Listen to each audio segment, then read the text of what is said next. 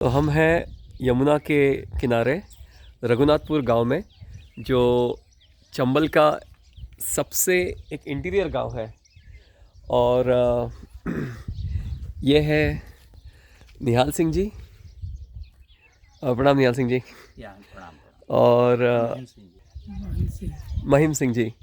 तो ये जो गांव है ये मतलब पूरा डकैतों से घिरा हुआ गांव था ये ना एक ज़माने में। और ये सारा जो एक एरिया है या ये मतलब डकैतों के लिए काफ़ी एक सेफ़ हेवन हुआ करता था, क्योंकि इस और यमुना जी है।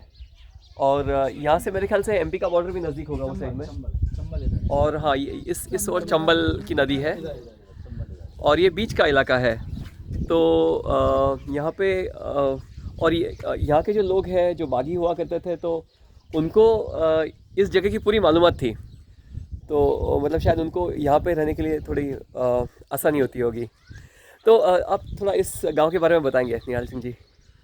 ये जो गांव है ये यमुना और चंबल की घाटी के बीच में बसा हुआ गांव है। और इस गांव का ऐतिहासिक पौराणिक रूप से यदि हम बातचीत करें तो हमारा ये चौहान वंश का जो गांव है, 1418 में बाबा बाघ सिंह जी ने, जो हमारे अजमेर से हमारी रियासत ख़त्म हुई थी चौहानों की थ्रू दिल्ली पृथ्वीराज चौहान जी के बाद, तो वहाँ पे हमारा ये स्थापित किया था। और यमुना के तट पर आकर, क्योंकि अकाल पड़ गया था, अकाल के कारण यहाँ पर ये ज़मीन बहुत अच्छी थी, पानी की उपलब्धता थी, सुरक्षा भी थी यहाँ पर। मुग़लों का उस समय ज़्यादा आतंक चल रहा था, सारे कारणों से यहाँ पर हुआ। सने सने यहाँ पर बहुत अच्छी फर्टिलिटी थी, लेकिन शासन प्रशासन, अंग्रेज़ों का शासन भी आया, उसके बाद हमारे यहाँ हमारा लोकतंत्र भी आया। तो हमारी संवैधानिक व्यवस्थाओं में जो हमारे मानवाधिकार थे उनका उल्लंघन होने लगा। तो यहाँ की जो एक तासीर है चंबल यमुना घाटी की, सम्मान और स्वाभिमान इनका सबसे मूल गहना है। तो सम्मान और स्वाभिमान के साथ में जिसने यहाँ पर जो है आखिर किया है, बस उसके विरोध में यहाँ पर बगावत चालू हुई। और बगावत में एक ऐसा क्षेत्र है गांव का, देसी घार की हमारी ग्राम पंचायत का जो रघुनाथपुर जो गांव है, गढ़िया इसका नाम है। रघुनाथपुर चूँकि हमारे बाबा जी थे, तो बाबा जी के नाम से पूरा परिवार का बसा हुआ गांव, इसलिए हमने इसको नाम रघुनाथपुर अभी हम लोगों ने नामकरण चालू किया। मूलतः प्राचीनतम नाम इसका गढ़िया के नाम से जाना जाता है। गढ़िया मतलब कि जो बड़े बड़े आप घर देख रहे हैं, गढ़ी होती थी ये आप जो देख रहे हैं यहाँ पे, एक ज़माने में ये हमारे परिवार का पूरा घर होता था, लंबी चौड़ी एक गढ़ी होती थी, इसी गढ़िया बोला गया। तो ये बगावतों के लिए, इसलिए बागियों के लिए इसलिए सुरक्षित था यहाँ पर। एक तरफ ये चंबल नदी का भियावान बेहड़ था और दूसरी तरफ हमारी यमुना का तट, तो ये इसका भी बेहड़ था। और आप ये देख रहे हो, ये जो पीछे है ये यमुना जी है और ये हमारी चंबल है। और ये तो यमुना जी इधर है, ये बिल्कुल यमुना जी दिख रही है। पानी थोड़ा कम है, लेकिन यमुना जी को देख सकते हैं हम लोग यहाँ से। हाँ हाँ हाँ। तो इसलिए और चंबल चंबल इस साइड है, इस साइड में है। तो यहाँ से कितना दूर होगा चंबल का तक? 4 किलोमीटर। 4 किलोमीटर के। 3 किलोमीटर हम लोग अंदर आए हैं जमुना की तरफ, वो 4 किलोमीटर, 1 किलोमीटर अंदर जाएँ तो मिल जाएगा वो जी, चंबल ठीक का है। तट। तो इसके बीच का जो एरिया था, यहाँ ओनली एक ही रास्ता है अंदर आने का। हाँ, वो कल रात को हम लोग जो इस रास्ते से आए थे रास्ते जी। रास्ते हाँ से हाँ आए। हाँ। तो हमारा जो डकैत या कोई भी हमारी गैंग आती थी, जैसे इनमें ये बैठा हुआ है, तो अभी ऊपर ऊपर ही डांडे देख रहे हैं, डांडे बोलते थे। तो उनकी जो टोली होती थी, उनमें ड्यूटी रहती थी कि एक व्यक्ति जो इन डांडों पर बैठ जाएगा, तो इधर से कोई भी, ये रास्ता आने का है, इधर से कोई आएगा नहीं। यमुना की नदी के कारण बहुत ऊँची और बहुत लंबा बहाव होता था, पार्ट होता, इसलिए किसी हिम्मत नहीं होती थी यहाँ तक आने के लिए। उस समय इतनी संसाधन भी नहीं थे हमारे पास, पुलिस के पास या अन्य किसी एजेंसी के पास। बैठ के वो देख लेते थे, दूरबीन होती थी कि कोई आ रहा है, तो वहीं से वो अलर्ट कर देते थे और फायरिंग चालू हो जाती थी। डर के हमारे कोई अंदर आ नहीं पाता था। क्योंकि हमारे ये महेंद्र भाई साहब हैं, जो यहीं के रहने वाले, इनका जन्म और ब्रॉटअप यहीं हुआ, इन्होंने वो सारे 10 झेले हैं। मैं तो नहीं हूँ, मेरे पिताजी की जन्मभूमि है ये, लेकिन जब मैं यहाँ आता था तो इन सब की जो स्थितियाँ थी, जो इनका जो खौफ, पुलिस का भी और शासन प्रशासन का दबाव और प्लस हमारे भाइयों का दबाव, इसलिए मैंने यहाँ पर थोड़ा सा प्रयास किया था। तो ये आगे जानकारी ये बताएंगे महेंद्र भाई कि कौन कौन सी यहाँ पे गैंग आई और कैसे कैसे। अपने डोका रहते बाबा निहाल सिंह नाम होते। अच्छा।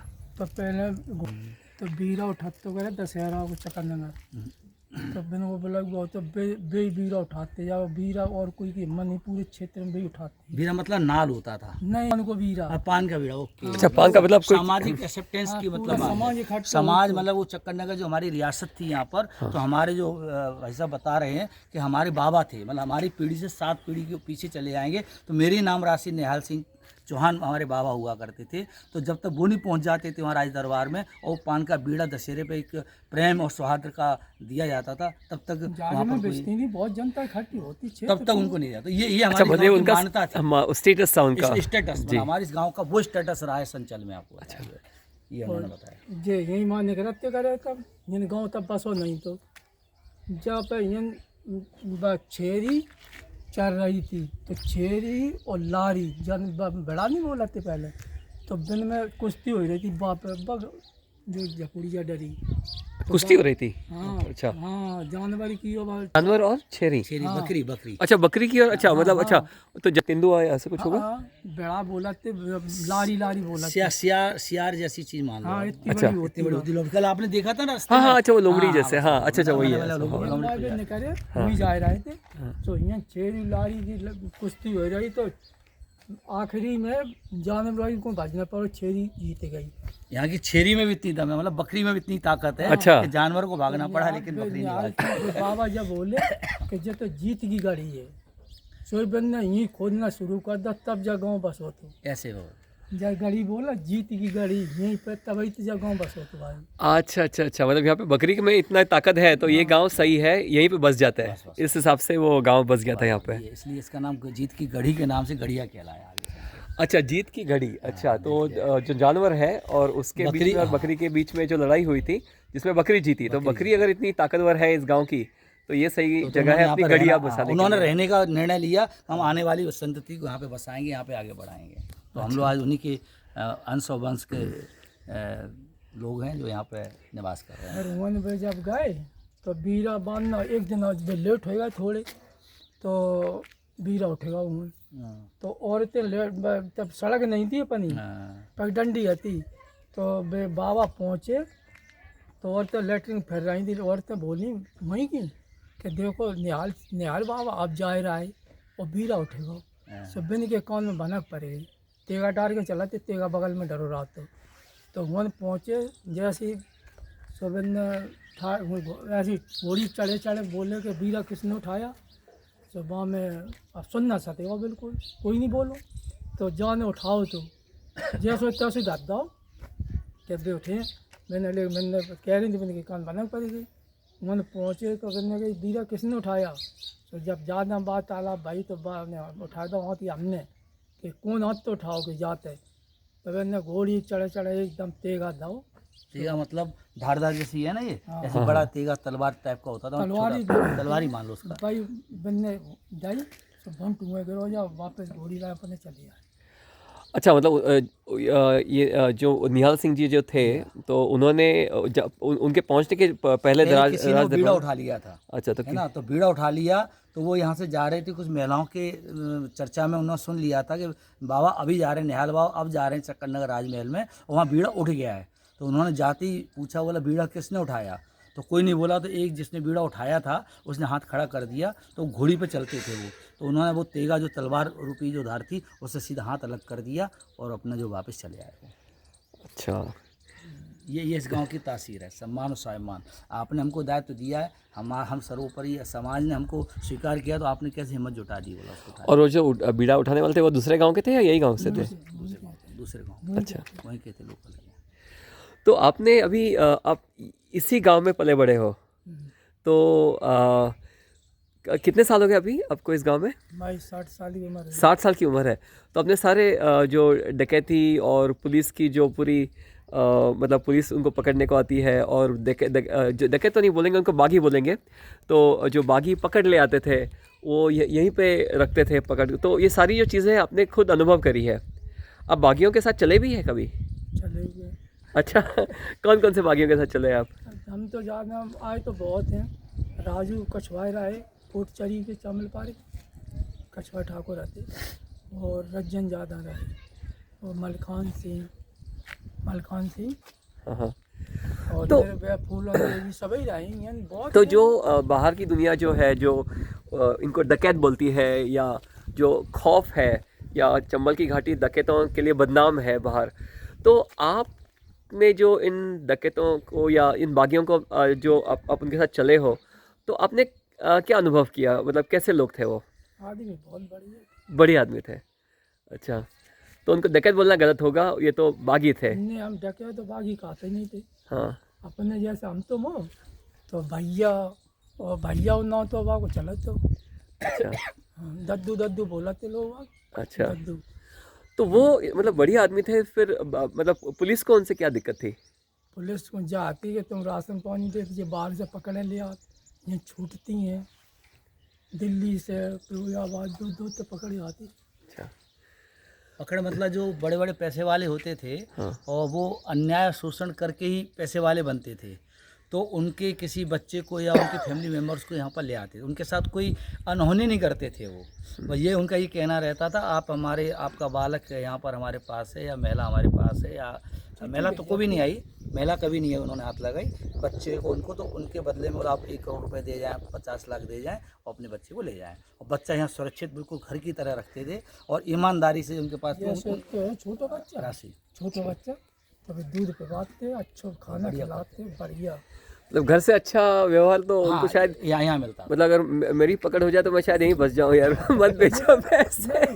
मेरे क्या है कैसे अच्छे अच्छे पैसा वाले की पकड़ छूट हो गई तो वे भी नहीं संग हो गया। अच्छा मतलब वो छूट जाने के बाद भी इधर आके दोस्त वापस इनके पास आए, क्या बात है। हाँ अगर ऐसा व्यवहार हो तो मैं भी आ जाऊँ वापस। मैं तो बोलूँगा यार मैं कल नहीं आ रहा हूँ वापस। तीन 400 आदमी PSC इधर तो 400 आदमी PSC जब पूरा गाँव घेर हो तो जेठ की दोपहरियों में दिन में जब छोड़ दे पूछते गए ना हमें पकड़ लाए, बोले कि तुम तो हम कहे साहब हमारी तो कोई गलती नहीं, नाम डकैती में गए, नाम है कोई मालूम है कौन ने डरवाई, तो कहीं थाने आना तुम, हम सुबह आएंगे, तो कहीं बिना फलाने को लेके आना, हम नहीं ले आए थे, हम हमारी जवाबदारी में है, तो आप आइए, हम आइए।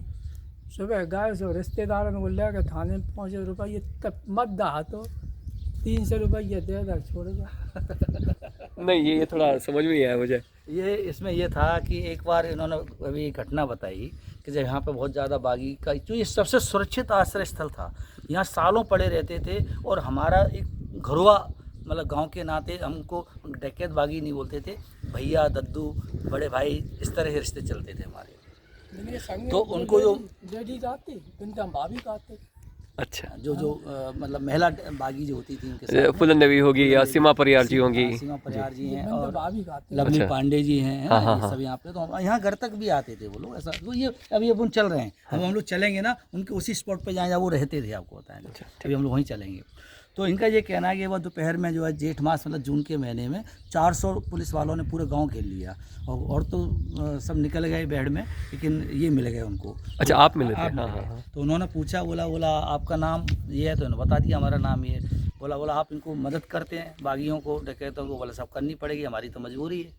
बोले यहाँ पे पकड़ने ला के अब छुड़वाते हैं? बोला वो भी करनी पड़ेगी, बच्चा है भूखा मरेगा तुम तो खाना खिलाएंगे। इस तरह से हमारे गांव की भूमिका वहाँ पर रहती थी। कोई सबसे नियरेस्ट उनका जो आश्रय स्थल था, वहाँ से ये जो डिस्टेंस 500 मीटर की है, और पुलिस वालों को मालूम है कि 500 मीटर पर डकैत बैठा हुआ, तो पुलिस वाले की 500 लोगों की टुकड़ी वहाँ नहीं जाती थी, वो गाँव वालों को अनैतिक तौर पर परेशान करती थी। तो इनसे बोला कि आपको थाने आना पड़ेगा, तो इन्होंने बोला ठीक है हम तो आ जाएंगे। इनसे बोला और भी 2-3 नाम है, इनको भी अब लेके आना। तो इन्होंने बोला हम उसकी गारंटी नहीं लेते हैं, हम अपनी गारंटी लेते हैं। तो ये दूसरे दिन अपने रिश्तेदार, चूँकि हम लोग सब बाहर शैक्षणिक लोग से मजबूत हैं, तो जब इन्होंने सूचना दी तो उनको लेके वहाँ गए पुलिस थाने में, और 300 रुपये दिए और अपने घर आ गए। तब से अपने घर छोड़ दिए। तो ये पुलिस का काम है। अच्छा और उनको ये बता रहे हैं कि जैसे पुलिस यहाँ खड़ी है, और हमको यहाँ की महिलाओं को मालूम, सबको मालूम कि ये डकैत बैठे हुए हैं, तो हम बता रहे इधर जाओ, तो उधर नहीं जाते थे। वो हमारे गांव की महिला बेटियों के साथ में दुर्व्यवहार करते थे। ये कहानी यहाँ की थी, ये सीन मैंने भी देखा है। तो मेरे अंदर जो मोटिवेशन आया अपने गाँव के प्रति, वो इसी क्षण आया था।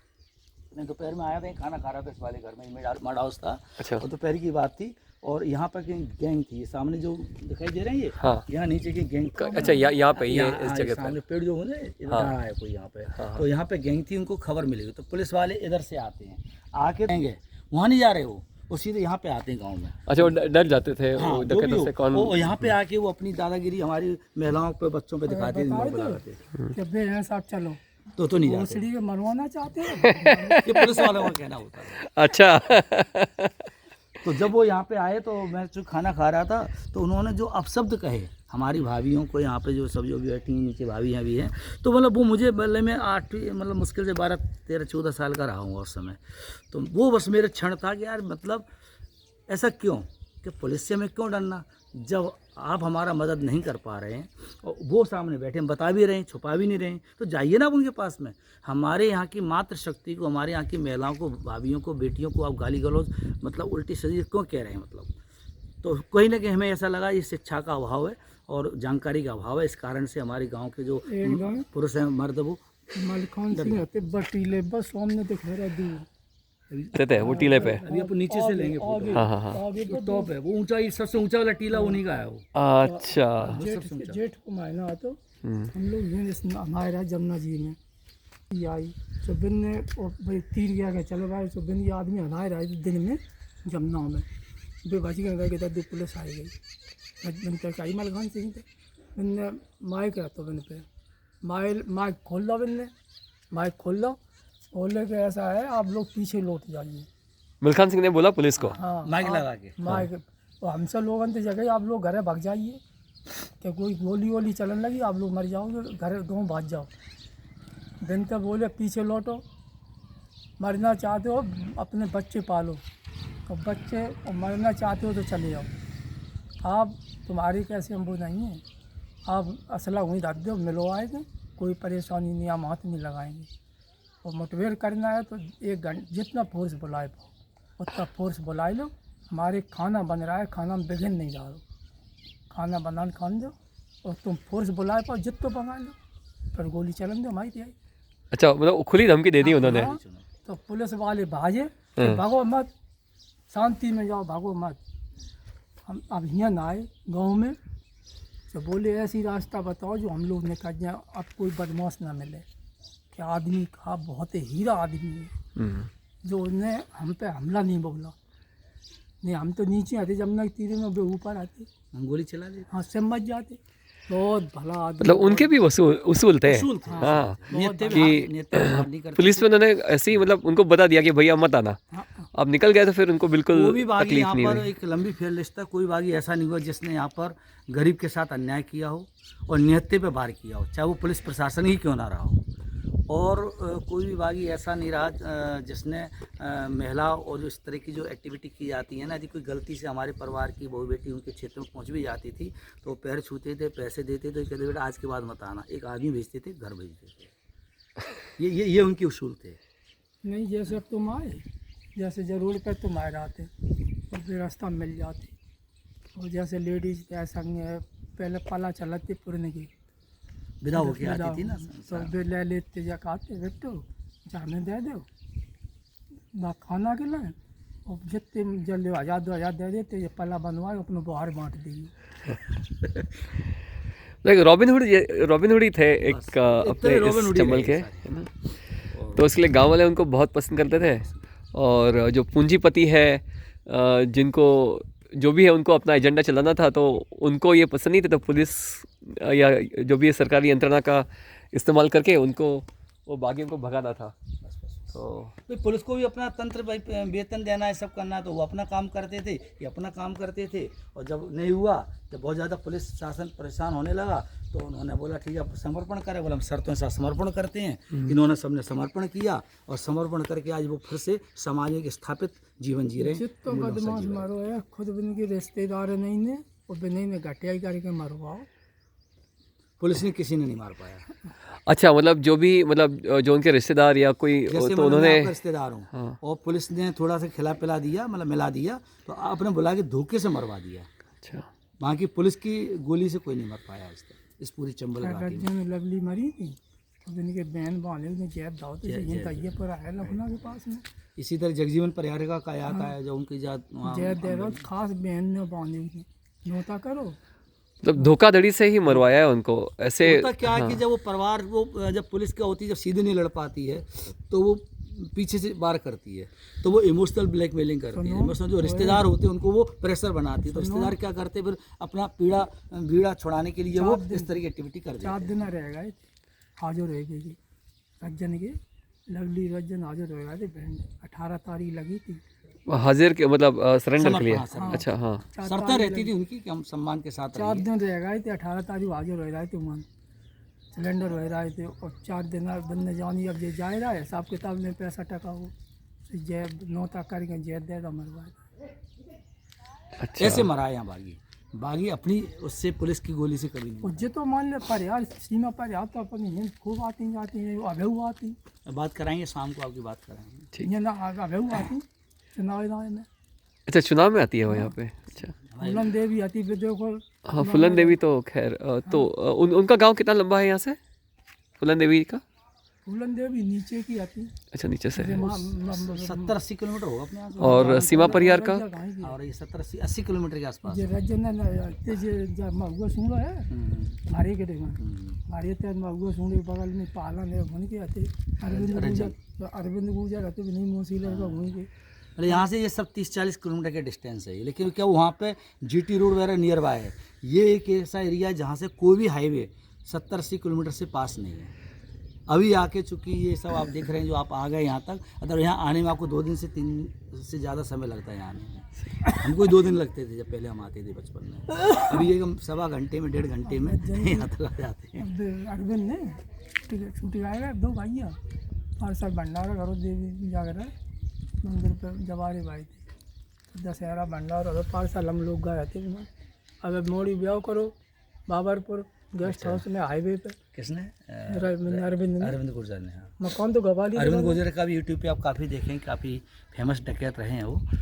हाँ अरविंद गुजर के मैंने इंटरव्यूज देखे हैं। हाँ वो पत्नियों के लिए ज़्यादा फेमस रहे हैं, 2-2 3-3 पत्नियां रखने का शौकीन व्यक्ति है वो। अच्छा गवा लिया मकान बना। हाँ, वो और इनके जो भाई हैं हाँ। ये साथ ही जेल में थे अभी। अच्छा आप भी जेल में रह चुके हैं? नहीं आप नहीं। अच्छा अभी आपको मुलाकात कराएंगे। जी। वो अभी ससम्मान वापस आके अपना गांव की व्यवस्था में लगे चुनाव ना ठाड़ो भाई जाता हैं। हाँ कागज बनवाए रहा था। तो अभी पूरा मतलब जेल में जाके कारावास पूरा करके वापस आए हैं, तो अभी उनको फिर अभी कोई तकलीफ नहीं है सरकार की तरफ से कुछ? कोई और बल्कि प्रोटेक्शन में मिलता है इनको, एक आइडेंटिफिकेशन दे दिया गया है। एक बार हम और आप यदि नेता कोई बात कहेगा तो शायद ना सुना जाए, लेकिन उनको जब बरी किया जाता है वहाँ से तो उनकी एक कॉल पर पूरा प्रशासन, पुलिस प्रशासन हिल जाता है। डीजीपी तक का मैसेज, उनके पास सब नंबर रहते हैं। यदि आप जा रहे हैं और आपके साथ में कोई अन्याय करे या कहीं आपको अन्याय होता हुआ दिखे तो प्लीज़ बोला आप हमारे पुलिस प्रशासन को अवगत कराएं। तो एक कॉल पर वो पूरा का पूरा सिस्टम यहाँ आ जाता है। ये उनके पास पावर है आज की डेट में। अच्छा मतलब एक पॉलिटिशियन से ज़्यादा पावर वो बागी जो अभी यहाँ पे जो रिएबिलिट हुए हैं जी, उस तरह वो अपना जीवन यापन कर रहे हैं। कोई जैसे अभी हमारे यहाँ ये भैया हैं तो अपना खेती भी कर रहे हैं, कोई होम स्टे जैसी चीज़ भी चला रहे हैं ना, कोई बकरी पालन का भी काम कर रहे हैं। मतलब एक अपनी जीविका अपनी मेहनत से कर रहे हैं। बहुत सुंदर। ये मतलब काफ़ी एक इंसाइटफुल डिस्कशन रहा। मतलब ये सारी जो डायमेंशंस है, ये सारे आयाम जो है चंबल के, ये पता नहीं किसी को भी नहीं मतलब इतने सारे। यहाँ आप जैसा ये 2 या 3 से सत्संग आप यहाँ पे आए हैं ये अदर यहाँ तो एंट्री अच्छों की नहीं है, वो अभी भी नहीं आते। अभी भी जो चूँकि हम यहाँ के मूल तय रहने वाले हैं, हमारे सब भाई लोग हैं, परिवार है हमारा अंश, इसलिए मेरे साथ जितने आप आ रहे उतने आप आ रहे हैं अदरवाइज प्रोग्राम कुछ होता तो कहाँ है कोई नहीं आता। हम बुलाना चाहते हैं, हमारा खुला आमंत्रण है कि अब हमारी चंबल यमुना घाटी वो यमुना घाटी नहीं है। आप आएँ, आपको स्वागत है, यहाँ पर आएँ, पर्यटन का आनंद लें। यहाँ की जो इनसाइड स्टोरी है जिसके बारे में गलत नैरेटिव पूरी देश और दुनिया में शासन प्रशासन ने या हमारे बॉलीवुड हॉलीवुड ने फिल्मकारों ने अपने पैसा कमाने की नीति के साथ में जो एक फैला दिया है, कृपया करके उस नैरेटिव को बदलें और हमारे यहाँ के भोले वाले जो जीवन नागरिक हैं इनको जो है उन्नयन में, इनकी जीवन मूल्यों के उत्थान में आप हमारा सहयोग प्रदान करें। इसी तारतम्य हमने यहाँ पर एक इको फ्रेंडली और इको टूरिज्म की शुरुआत की है और उसी के तहत आप भी यहाँ पर आपका स्वागत करते हैं हम लोग चंबल यमुना घाटी में। ये हमारे इको फ्रेंडली गांव रघुनाथपुर गढ़िया, ग्राम पंचायत कंदेसी, चक्कर नगर, यमुना का तीर। और यहाँ पर आपको अभी भी 50% ऑर्गेनिक चीज़ मिलेगी क्योंकि अभी हमारे यहाँ ज़्यादा मिलावट ज़मीनों में नहीं हुई है, तो यहाँ कोई आए नहीं है। चूँकि वन जीव संरक्षण अधिनियम यहाँ पे लागू है, एक तरफ घड़ियाल सफारी है, एक तरफ हमारा जो है डकैतों का खौफ अभी तक है, इसलिए यहाँ कोई भी बिजनेसमैन पूंजीपति इस क्षेत्र में आने के लिए तैयार नहीं है। अराउंड ये 15,000 वर्ग किलोमीटर का क्षेत्र 3 राज्यों की सीमाओं से जुड़ा हुआ और ये पूरा एक प्राकृतिक संसाधन से युक्त आपका इंतज़ार कर रहा है। आप यहाँ आएँ और कोई भी नेचुरल फार्मिंग को लेकर, दूध प्रोडक्शन को लेकर, ऐसे आजीविका के हज़ारों एक आयाम यहाँ पर स्थापित कर सकते हैं। बहुत बहुत धन्यवाद निहाल सिंह जी और महेंद्र जी।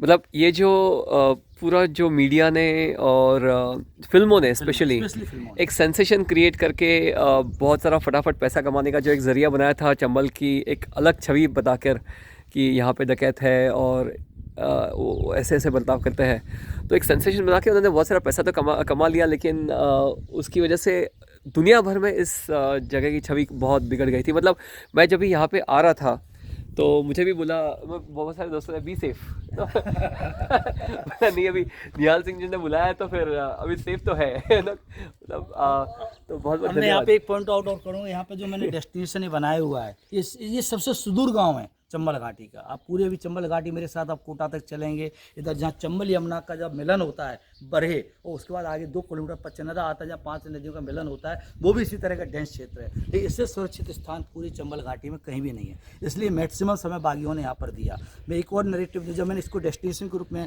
प्रमोट करना चालू किया तो मैंने देखा कि शोले जैसी मूवी, शोले की मूवी में जो स्टोरी बनाई गई वो तो हमारी चंबल यमुना घाटी को लेकर बनाई गई, यहाँ के बागियों को लेकर बनाई गई, लेकिन जो बॉलीवुड ने शूटिंग की वो शूटिंग की बेंगलोर के पास में रामगढ़ में। हाँ, मतलब पैसा तो कमाया रामगढ़ वालों ने और बदनाम किया हमारी चंबल यमुना घाटी के हमारे जैसे लोगों को। यहाँ भिंड, मुरैना और इटावा के नाम से बड़े बड़े शहरों में जाते हैं। लाइक आप यदि पूना से आए हैं, बॉम्बे से हैं, बेंगलोर है, अहमदाबाद है, वहाँ पर कमरे नहीं दिए जाते हैं, है ना। ये नैरेटिव हमारी बॉलीवुड वालों ने दिया। और मैंने जो स्टोरी उठाई, जो मैंने इस सोपान, एक मैंने अपने प्रोजेक्ट का नाम दिया है, यहाँ आप खड़े हैं, ये मेरा सोपान है। जो मिशन चलो गाँव की ओर में मेरा सबसे एंड यहीं पर होने वाला था कि जहाँ कम्युनिटी मोबिलाइज हो और कम्युनिटी में आके जो लोग हैं गाँव में, उनको पास आके लोग उनको लाइवलीहुड प्रदान करें, उनको संबल प्रदान करें, जिससे जो गांव से पलायन हो रहा है शहर की ओर, उसमें कहीं कहीं विराम लगे। तो मैंने डेस्टिनेशन में जो मैंने अपना एक स्टोरी तैयार की, उसमें ये किया है कि 3 डेज पैकेज है मेरे पास में। तो आप जो है बेंगलोर से चालू, बेंगलोर IT का हब है और रामगढ़ वहीं पर है, तो वहाँ पे जो हमारा टूरिस्ट आता है, हमारे पहले डे हम उसको वहाँ विजिट कराते हैं जहाँ शोले की एक्चुअल शूटिंग हुई है और दिखाया यहाँ पे जा रहा है। तो हमने बोला रील से रियल तक, और वहाँ से वो आता है ग्वालियर या आगरा, आगरा से उसको अपने टूरिस्ट को हम यहाँ पर लाते हैं और यहाँ पर 3 डेज़ के अंदर हम वो सारे उसको ओरिजिनल स्पॉट दिखाते हैं। हमारे इन जैसे लोगों के साथ में वो 2 या 3 दिन स्टे करते हैं, तो समझते हैं कि जो पिक्चर में दिखाया जा रहा है वो पिक्चर में नहीं है। तो मैं एक और फिल्म इंडस्ट्री के लिए भी और हमारे बॉलीवुड हॉलीवुड के लिए भी आमंत्रण देता हूँ कि इससे सुंदर जगह फिल्म शूटिंग के लिए कहीं भी आपको नहीं मिलेगी, जो अभी आपका इंतजार कर रही है। जमुना की रेत इन जाऊ में ठाड़े या बढ़िया बन से शूटिंग हो जाओ में। हाँ सही है, यहाँ पे तो बहुत सही शूटिंग है। अच्छे तो आपको वो पूरे पॉइंट मेरे ख्याल से शोले की शूटिंग उन्होंने इधर इसलिए नहीं करी होगी कि उनके हिसाब से हाँ डर है, तो बता के उसको चंबल बोल दो। हाँ उनको किया ना, तो हम तो उनसे मानहानि का मुकदमा दर्ज करने वाले हैं। ये हमको वो अपना जो भी उनको जो मिल रहा है वो हमारी यहाँ की जनता को बांटे आके यहाँ पर। खैर वो तो कमा के सब निकल भी गए वो लोग इस दुनिया से। कोई बात नहीं, लेकिन आगे तो कोई हिम्मत नहीं जुटाएगा भाई। परिवर्तन कभी एक दिन में नहीं होता है। यहाँ तक हम आ गए तो आगे तो कोई हिम्मत नहीं जुटाए कि हमारे बारे में नेगेटिव बात गलत फैलाए। और आप जैसे लोगों से, जो आप प्रोफेसर के रूप में यहाँ पर आए हैं, कोई रिसर्च कर रहे हैं, तो हम आप जैसों से गुजारिश करेंगे कि आप भी हमारी जो बात है अपने रिसर्च पेपर में के माध्यम से आने वाली पीढ़ी को बताएं कि चंबल यमुना वैसा नहीं था जैसा कि हमने पिक्चरों में और हकीकत में सुना है। आप वहाँ जाएं, वहाँ रहें, तब महसूस करेंगे कि सबसे सुख शांति की जगह और संतुष्टि खुशी की जगह चंबल यमुना वैली का या रघुनाथपुर गाँव हमारा एक प्रथम डेस्टिनेशन है पूरे अंचल में, जिसको हमने प्रोफेशनल वे में, कॉमर्शियल वे में स्टार्ट किया है। रियली होप मतलब बहुत इच्छा है मेरी कि आपने जो आपका ये जो विज़न लेके आप चल रहे हो, तो ये विज़न सक्सेसफुल हो। सिर्फ एक कंसर्न ऐसा है होगा कि ये विज़न को लेके जो हम लोग चल रहे हैं, तो बहुत सारे लोग पर्यटन यहाँ पे पर्यटक आ जाते हैं और फिर वो एरिया को पूरा बर्बाद कर देते हैं, फिर वो विज़न पूरा डाइल्यूट हो जाता है और ये एक सस्ता टूरिज़्म सेंटर बनने से बचाने के लिए भी हमको एक साथ में प्रयास करने की ज़रूरत है। नहीं तो टूरिस्ट तो आ जाएंगे, चंबल की छवि भी बदल जाएगी, लेकिन जगह बर्बाद हो जाएगी।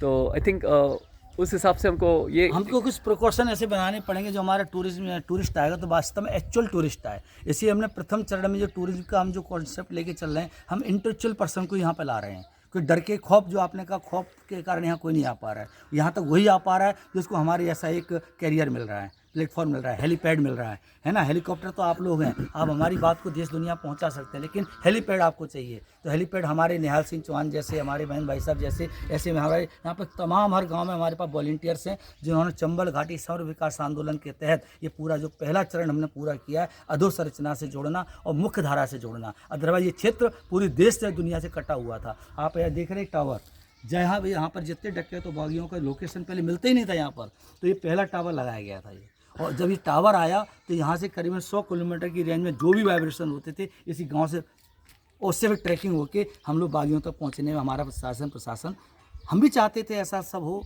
उनकी हकीकत उन तक पहुँचे, तो माध्यम बने हम लोग। जितने नेता है सब मिले थे भी नहीं लोग, नेता मिले थे, राइट। अच्छा, नेता मिलते थे बागियों से? पूरी पूरी रात सो ही नहीं पाते। क्यों? कब ये नेता लोग आते भी नहीं मिला पाते भी लोगों से।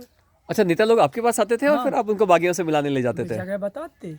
हाँ। हमने तो फलाने तो पूछ लियो, हम भी आए, चलो कौन मान सी बाकी रात में जाने करा। तो अब भी जब देखे में उनकी थी अड्डी, तो जब कहे कि तुम लोग शहरन में जो चीज़ें हम नहीं खा पाए रहे, तो तुम लोग जो माल उड़ाए रहे कि बैड़ में जंगल में कहाँ से आए रहो, कैसे भगवान ले आए रहो। जब आपको उम्मीद नहीं कर सकते जो शहर में नसीब नहीं था वो यहाँ पे बेहड़ में नसीब था। पिलाई थी था ये आवाज़ कहाँ है अभी? तो अभी चल रहा है। क्या बादल में तो गैस नहीं निकल रहा है। क्या हो रहा है? Gas cloud. अच्छा, ओ या अच्छा, बादल करने से क्या आवाज़ थी? अच्छा, तो जो बिलाई थी ठाड़े रात चूरे में यहाँ अड्डी रखा थी, तो वही पे 4-5 माले सेल की 6 सेल की ऊपर की बार निकाल दे, बंद निकाल दे बागी दिबुलिया में, और भाई बला फरे अगले उड़े रहेगा और बम टांग दो बिलाई थी में, बस थक्का 4-6 बैटरी टांगने हैं। बहन जो जान पाए कि मैं जनरेटर को पक्ष से जा।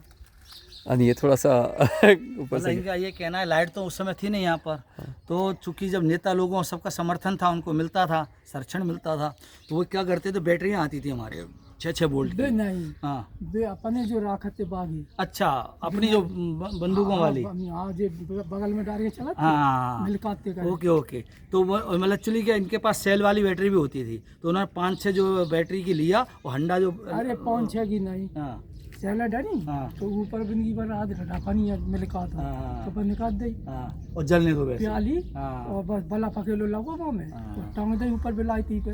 तो वो लाइट क्या काम करती थी? 4-6 ठिकाने टांग दे तो पूरा ये तो फैलेगा। मतलब यहाँ पे जब रात में चलते भी, यहाँ भी बैटरी होगी, अभी ये लोग यूज़ करते हैं खेतों में, बड़ी बड़ी बैटरी होती हैं जो लाइट किंग के लिए काम करती हैं, तो उसको हम ऑन ऑफ करते हैं, ऑन ऑफ।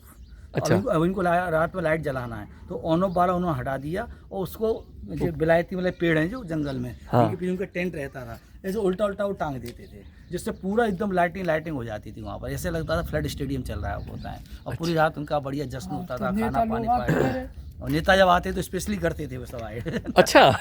तो ये फट्टी नहीं पिटती, हाँ, चटाई जो पिलाई, तो जेब बिछाई दें, तो ऊपर से चद्दर कढ़ाई बढ़िया, नेता लोग आराम से देखो कि कितनी बढ़िया बिछाई बिछी है, और जे कौन आ रहे शहराने में सटने में जे आराम कौन आ रहे। तो ये नेता लोग यहाँ पे बागियों के साथ बैठते थे, फिर भी उनको मरवा दिया? पॉलिटिशियन, हाँ, मतलब चूंकि उनको वोट चाहिए था। नहीं, नेता ने को नहीं मरवा। अच्छा, नेता ने नहीं मरवाया? एक भी बागी नहीं मरवा। अच्छा, उनके रिश्तेदार नातेदार, उसका पुलिस दबाव बनाती है, तो परेशान हो जाता परिवार, तो बोला भाई बहन आ जा, बहन बोलती भैया आ जा यार, अब परेशान है तो बोला चल जाए, ऐसे होता है। अभी आपने एक शब्द का इस्तेमाल किया है इन पेड़ों के लिए, ये जो दिख रहा है यहाँ पे, ये विलायती। तो ऐसे इनको विलायती, चूँकि ये बाहर से आया हुआ सीड हमारे यहाँ का तो है नहीं है, क्योंकि बमूल का पेड़ बोलते हैं इसको।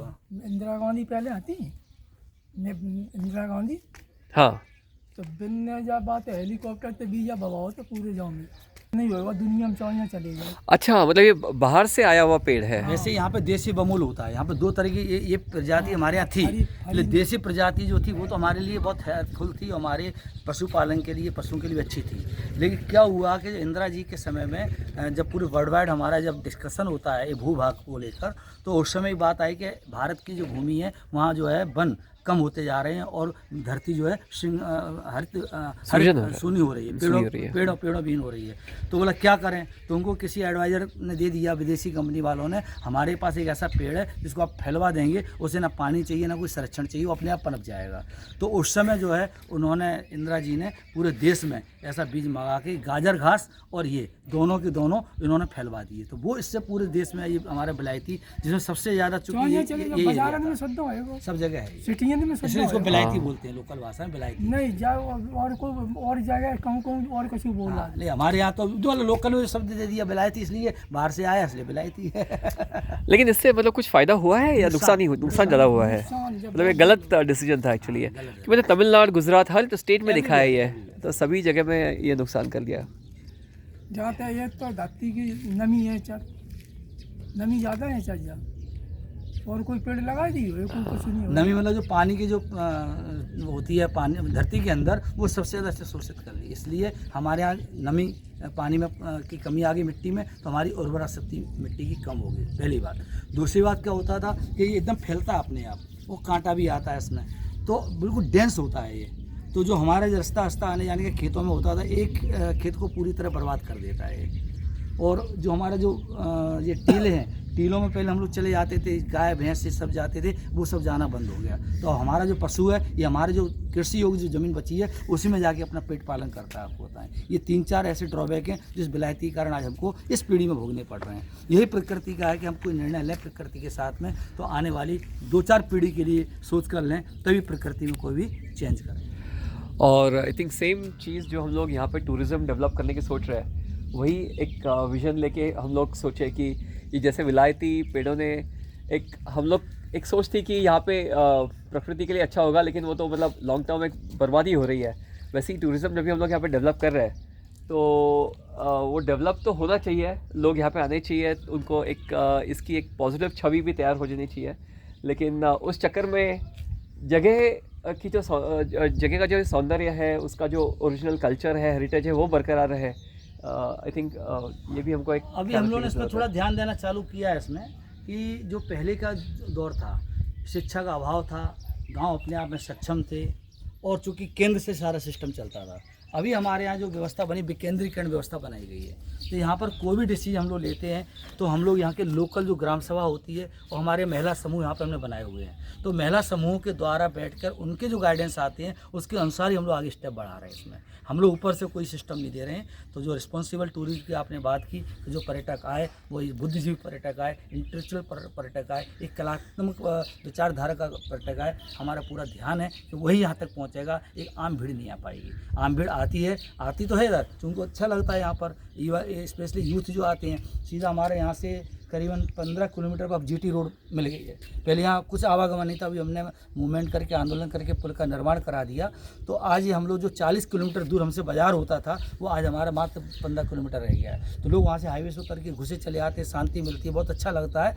लेकिन जब उनको पता चलता हम कहाँ आ गए, तो ऑटोमेटिक उनकी गाड़ी वापस हो जाती है। तो ये चीज़ तो है। बाकी हमारे जो लॉयन सफारी बनी हुई है, इवन लॉयन सफारी में भी इतने अभी लोग नहीं आ पा रहे हैं, आ तो रहे हैं, ये उतने नहीं आ रहे हैं। तो निश्चित तौर पर यहाँ तक वही व्यक्ति पहुँच पा रहा है जो कुछ इस प्रकृति को, आने वाले समय को कुछ देना चाहता है आने वाली। ग्रेट निहाल सिंह जी और महेंद्र जी, बहुत बहुत धन्यवाद आपका। और हम लोग ये हमारा जो डिस्कशन है जारी रखेंगे। अभी फ़िलहाल हम लोग जाएंगे यमुना में स्नान करने के लिए, बढ़िया स्विमिंग करेंगे। वो जगह देखने के लिए जहाँ पे डकैत रहते थे, तो ये हाँ, ना वो जगह जहाँ मलखान सिंह जी और पूरा इनका एक्चुअल जगह थी, वहाँ तक पहुँचने की स्थिति हम लोग बने, तो रास्ता देखते हैं क्या है। थैंक यू, बहुत बहुत धन्यवाद आपका, जो आपने हमारे रघुनाथपुर कंधेसी ग्राम पंचायत कंधेसी में आपने आगमन किया है ना। मैं मिशन की ओर से, मिशन चलो गाँव की ओर से, अपने परिवार की ओर से आपका बहुत बहुत स्वागत और वंदन करता हूँ इस यमुना के तट पर। धन्यवाद।